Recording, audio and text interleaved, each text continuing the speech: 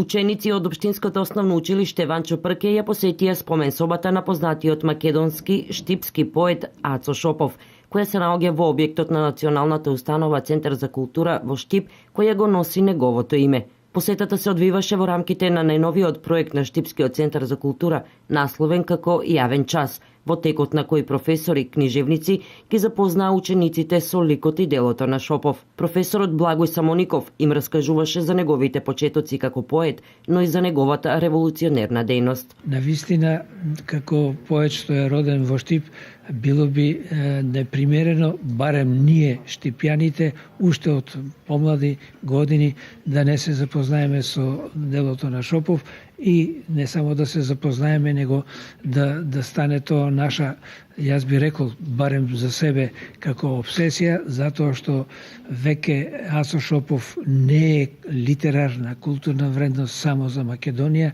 него како што велат бројните критичари, тоа е една универзална светска литературна вредност.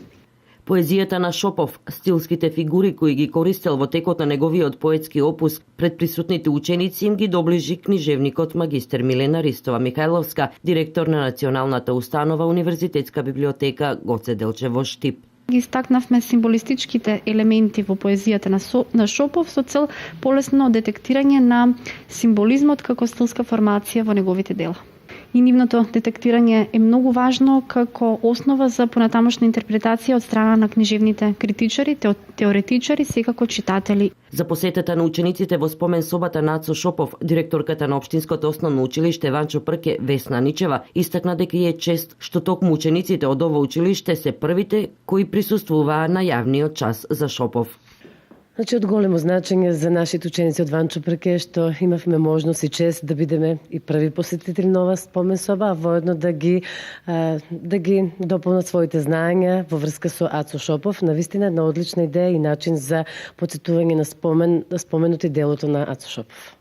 Овој проект ќе стане традиција, во рамките на кој јавни часови пред ученици ќе се одржуваат и за останатите македонски книжевници, познати поети и писатели. Во план сме ние, значи, собата да биде постојано отворена, да не е практика како што беше до пред некое време, ако имаме некое случување или некоја посета, тогаш да се отклучи, туку собата, колку што е работното време на самата институција, да биде отворена постојано, самиот јавен час, кој што го нарековме, да премине во традиција, да биде постојано.